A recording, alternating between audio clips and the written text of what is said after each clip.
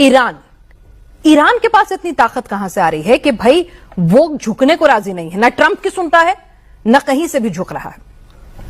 पिनाज, अगर हम ईरान की हिस्ट्री में जाएं तो ईरान पता नहीं दशकों से सैंक्शनड है। इसका मतलब वो यूएस की या अमेरिका की सुन नहीं रहा है। और ईरान अपने आप को वहां एस्टैब्लिश कर, ईरान के पास भू क्षेत्र बहुत ज्यादा है और वो उसके पास है, उसके पास तेल भी है, तो उसको अपना इकोनॉमी भी चला सकता है। सैंक्शनड है, लेकिन अब सवाल ये उठता है कि इतने सैंक्शन के बावजूद ऐसी मिसाइल्स कैसे बन पा रही हैं। हाँ, सबसे बड़ा सवाल ये है। और ये उसके लिए ये मिसाइल्स बनती हैं, वो उसकी अपनी इंडिजिनस टेक्नोलॉजी नहीं है। मैं आप लोगों को, दर्शकों को बता दूं, उसके पास नहीं है, क्योंकि कुछ ऐसी चीजों की जरूरत पड़ती है जैसे मेम्स होता है, माइक्रो इलेक्ट्रॉनिक मैकेनिकल सिस्टम। ये बहुत कम जगह फैब्रिकेट होता है, बहुत कम लोग बना सकते हैं बिना उसके। जो इनकी घातक मिसाइल्स हैं, अब इनके पास हाइपरसोनिक मिसाइल्स भी हैं, जैसे खिबार शिकान है, और अभी उन्होंने जो अल कासिम करके सुलेमान थे जिनको मारा था इजराइल ने, उनके नाम पर भी एक मिसाइल बनाई है कि हज कासिम करके बनाई है। वो मिसाइल भी हाइपरसोनिक है। भारत ने हमेशा मॉरल स्टैंड लिया है। जो ताकतवर है वो मॉरल स्टैंड लेता है। नॉन अलाइंड थे, अब ऑल अलाइंड हो गए, फिर एवरी अलाइंड हो जाएंगे, ऑल इज फाइन हो जाएंगे। ये क्या शब्दों का हेरफेर है भाई? अरे भाई, आप सीधा बोलिए, yes we are India, this is our stand. Today you have no stand. और पाकिस्तान को अमेरिका के राष्ट्रपति ने बुलाया, उसके फौजी जनरल को। यह पहली बार हुआ इतिहास में जब किसी प्राइम मिनिस्टर या प्रेसिडेंट के बजाय फैक्चुअली इनकरेक्ट चार जनरल जा चुके हैं America. They were presidents of Pakistan. Yahya Khan was the president of Pakistan. बिना पढ़े आ जाए ऐसे कैसे हो सकता है? Sorry madam, they went in the capacity as presidents. Yahya Khan was the president. Musharraf went as the president. Nobody went as an army general.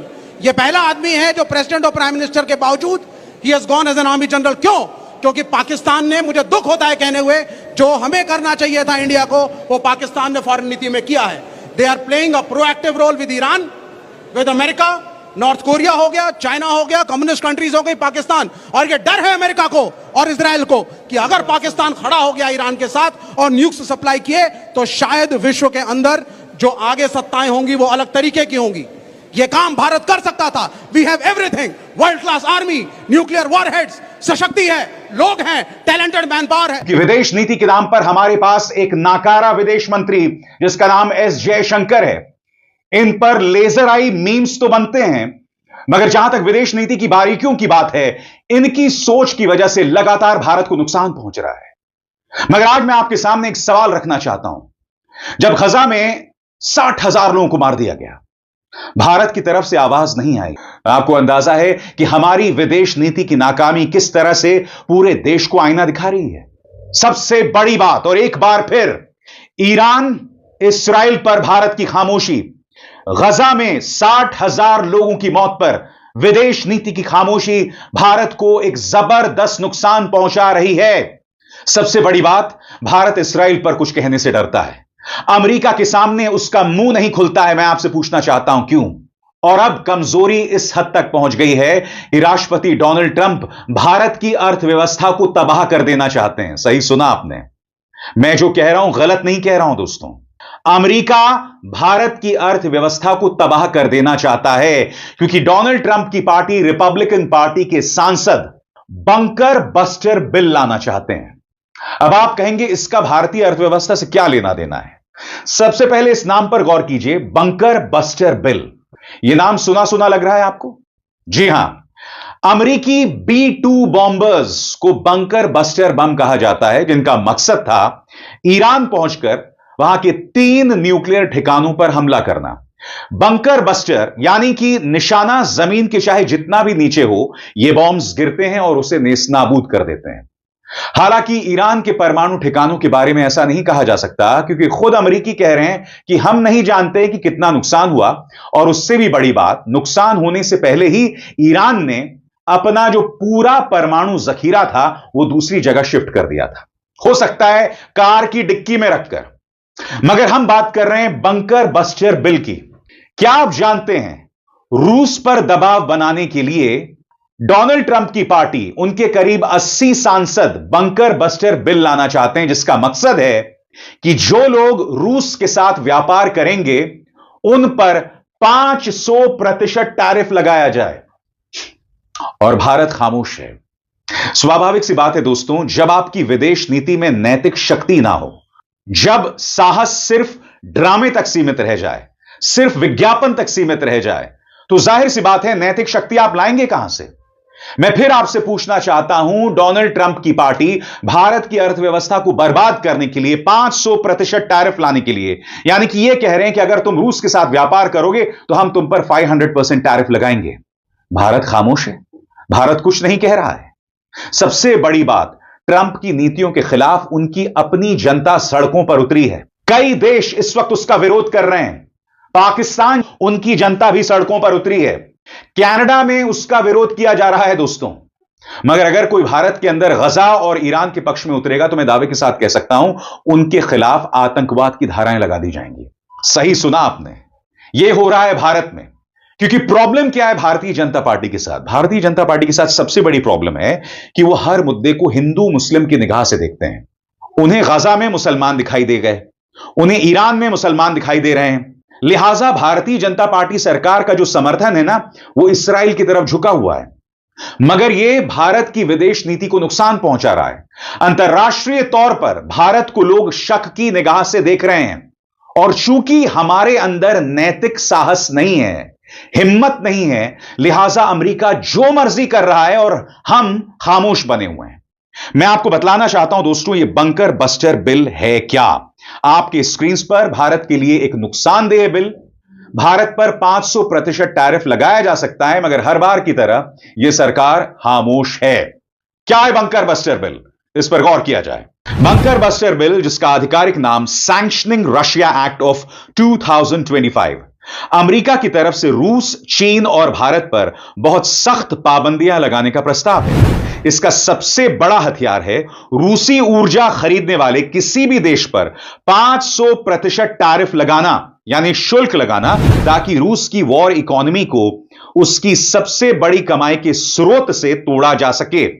अगर यह बिल पास हो गया तो चीन और भारत जैसे देशों को भारी झटका लगेगा, जो मिलकर रूस की करीब 70% एनर्जी एक्सपोर्ट खरीदते हैं। अगर यह खरीद जारी रही तो अमेरिका उनके एक्सपोर्टेड चीजों पर जबरदस्त टैरिफ लगा सकता है।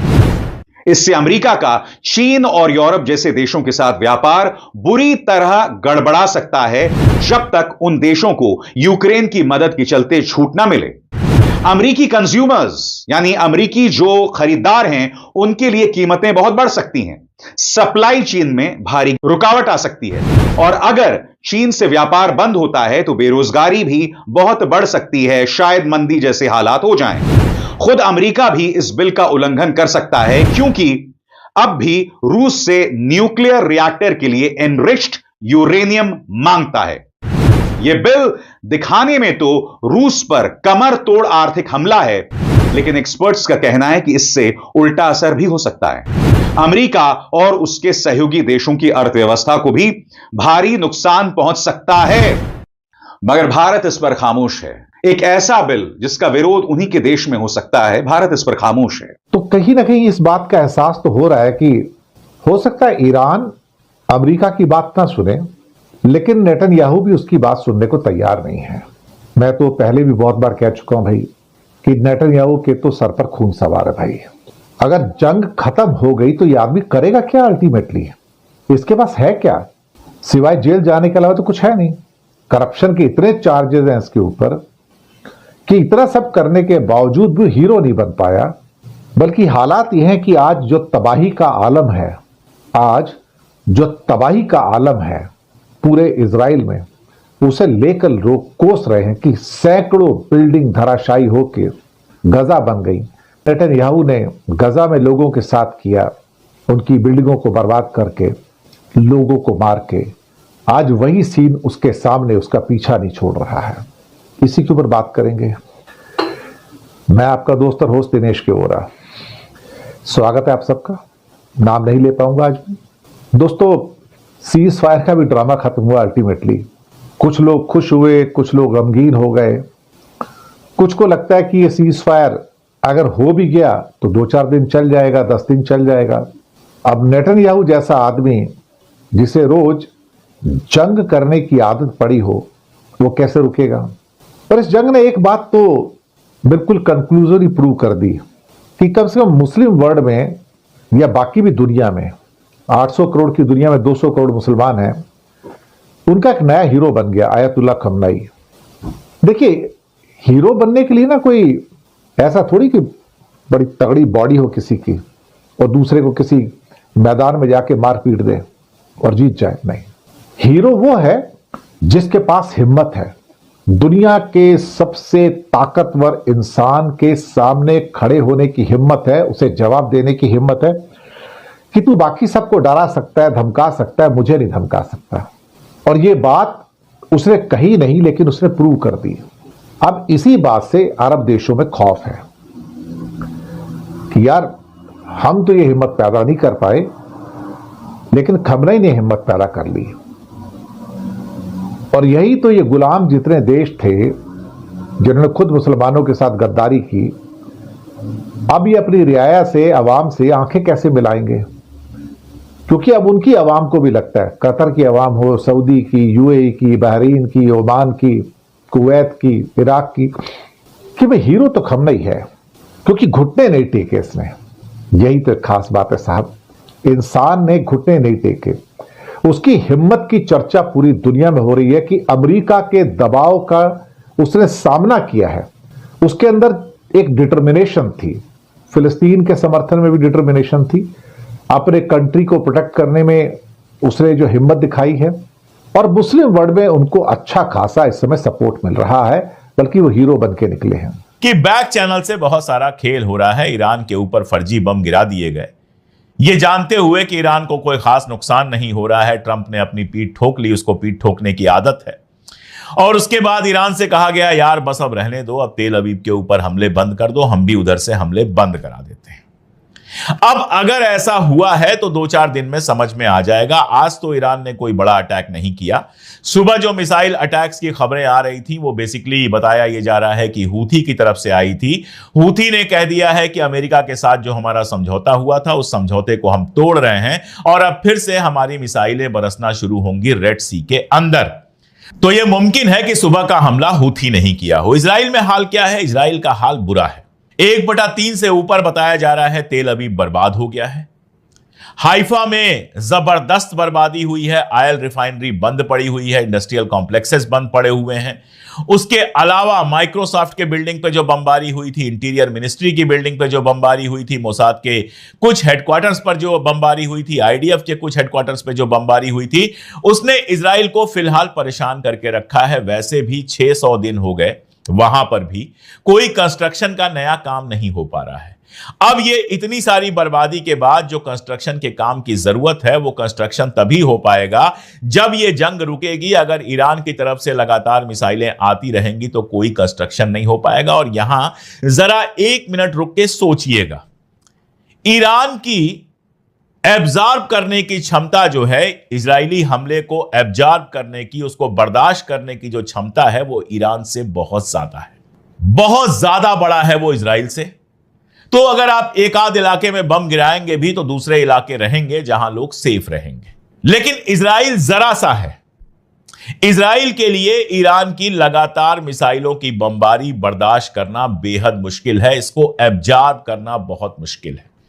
दूसरा, ईरान एक हिस्टोरिकल कंट्री है जहां जाने कितनी जंगें हुई हैं, पता नहीं कितनी जंगें वहां पे हुई हैं, करबला से लेकर आज तक, और उसके पहले भी जाने कितनी बार शहादतें हुई हैं, जाने कितनी बार जंगें हुई हैं। ईरान के लोगों ने बर्दाश्त किया है, वो हिस्ट्री कहीं ना कहीं उनके दिलो दिमाग में पैबस्त है। तो जितने मुमकिन जितने हमले हो सकते हैं उनके लिए वो दिमागी तौर पर पूरी तरह से तैयार बैठे हुए हैं। इजराइल जुमा अभी 70-75 साल का है, आयतुल्लाह खामनेई की उम्र से भी बहुत कम है, और यहां ज्यादातर लोग बाहर से आकर बसे हुए हैं। लोकल तो कोई है नहीं, लोकल जो है उनको किनारे करके रखा गया है। तो वो बाहर से आकर बसे हुए हैं और उनको हमेशा आदत ये रही है कि गजा के ऊपर बमबारी हो और पहाड़ पर बैठकर आराम से उसको किसी टीवी न्यूज की तरह देखो, किसी टीवी प्रोग्राम की तरह देखो। खुद उनके ऊपर बमबारियां नहीं होती रही हैं, थोड़ी बहुत कभी इधर से हो गई उधर से हो गई। इस तरह की बमबारी 70 सालों में पहली बार इजराइल के अंदर हुई है और इसको बर्दाश्त करना मुश्किल है। नतीजा क्या हुआ है? आपस में लड़ रहे हैं। I have just one question. Here. Do you think suspension of Indus Water Treaty is a wrong decision? Sorry, do I think what? Suspension of Indus Water Treaty is a wrong decision, do you think? No, we haven't suspended it. We have put in a bench. That basically means that the data will not be shared between the two countries, so they will not have the forewarning. Because देखिए, Pakistan is a agriculture economy, कि वो drought होगा, कि floods आ जाएंगे वहाँ पर. If there is no exchange of data, official उनको नहीं बता रहे, हम नहीं बता रहे, plus we are threatening them कि हम अपने रिजर्वॉयर्स बना लेंगे. वो आप कुछ नहीं बनाएंगे because they take time and investments, और तब तक चाइनीज़ विल कम इन. तो हमने बेसिकली जो किया है, it doesn't go well with our profile of wanting to become a major power. ये छोटे मोटे मुल्क होते हैं ना, इधर उधर कुछ कर दिया types. When you are a major power you have to think big. That's my thinking. इस ट्रंप के पास मोदी से मिलने के लिए 5 मिनट का भी समय नहीं था. वो आसिम मुनीर के साथ बैठकर लंच कर रहा है, गप्पे लड़ा रहा है. यह है नरेंद्र मोदी की दुनिया में एक नेता के तौर पर साख. और ऐसी साख बनी क्यों है? क्योंकि वो कायर हैं, कमक्ल हैं और संवेदनहीन हैं. देश की प्रतिष्ठा को मिट्टी में मिलाकर वो मजे करते फिरते हैं, और उनके चेले इस मजाखोरी की बलाएं लिए फिरते हैं. जरा सोच कर देखिए कि यह भारत की कितनी बड़ी कूटनीतिक हार है कि अमेरिका के राष्ट्रपति ने पाकिस्तान के आर्मी चीफ को लंच के लिए बुला लिया. तौहीन है यह भारत की. और उसका स्वागत करते हुए ट्रंप एक बार फिर से सीज फायर पर मोदी को झूठा करार देता है कि पाकिस्तान महान है और दोनों देश महान है. अंतर्राष्ट्रीय कूटनीति में अमेरिकी राष्ट्रपति का किसी आर्मी जनरल के साथ व्हाइट हाउस में लंच करना दुर्लभतम घटनाओं में से एक है. क्योंकि अमेरिका का राष्ट्रपति किसी देश के राष्ट्रपति या प्रधानमंत्री से नहीं, उसके आर्मी चीफ से सीधे बात करे. यह कोई साधारण बात नहीं है. कायदा यह कहता है कि कोई भी बात एक राष्ट्राध्यक्ष दूसरे राष्ट्राध्यक्ष से करता है, वो छोटा हो या बड़ा हो. एक विदेश मंत्री दूसरे विदेश मंत्री से करता है. अगर आसिम मुनीर अमेरिका के किसी जनरल से मिल रहे होते तब भी बात समझ में आती है. लेकिन उनका स्वागत ट्रंप करते हैं और मोदी को नीचा दिखाते हुए कहते हैं कि सीज फायर मैंने कराया है. मतलब एक तरह से ट्रंप सीधे तौर पर बोल रहे हैं कि मोदी ने झूठ बोला है, सीज फायर में मेरी कोई भूमिका नहीं है. गौर कीजिए, मोदी की ट्रंप से क्या बात हुई, इस पर मोदी ने खुद कुछ नहीं कहा है.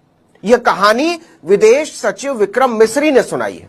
लेकिन ट्रंप ने खुद कहा है और बार बार कहा है, हर फोरम पर कहा है कि भारत और पाकिस्तान में सीज फायर उन्होंने कराया है. पाकिस्तान इस बात की इजाजत देगा कि उसके बॉर्डर्स का इस्तेमाल किया जाए ईरान पर हमले के लिए? देखिए, पहली बात तो ये है, पाकिस्तान ऐसा कुछ नहीं करेगा. पाकिस्तान कोई ऐसा काम नहीं करेगा ईरान के खिलाफ. तो अब बात आती है 3. देखो, अगर कोई मुस्लिम वर्ल्ड में कोई देश जो ईरान के साथ बिल्कुल खड़ा हुआ था वो था पाकिस्तान. वो ही एक प्रकार क्रिटिसाइज करा था इजराइल को. तो कहने का मतलब ये है कि आसिम मुनीर सबसे ज्यादा पावरफुल बंदे हैं आज की तारीख में पाकिस्तान में. सर, एक फंडामेंटल डिफरेंस, सॉरी आपको रुकना, मैं आसिम मुनीर की तस्वीरें लगा दीजिए स्क्रीन पर. ईरान का साथ भी दे रहा है, इजराइल को कंडेम भी कर रहा है. देखिए, इस वक्त पाकिस्तान के फील्ड मार्शल का ईरान आना कोई मामूली बात नहीं है. राष्ट्रपति ट्रंप ने आसिम मुनीर से मुलाकात की और फिर इस तरह का उनका ईरान दौरा ये संकेत देता है कि यदि अमेरिका ईरान के साथ सफल बातचीत करना चाहता है तो एक ही रास्ता है, और वह है पाकिस्तान के रास्ते. हम अक्सर पाकिस्तान के भूगोल की अहमियत को नजरअंदाज कर देते हैं.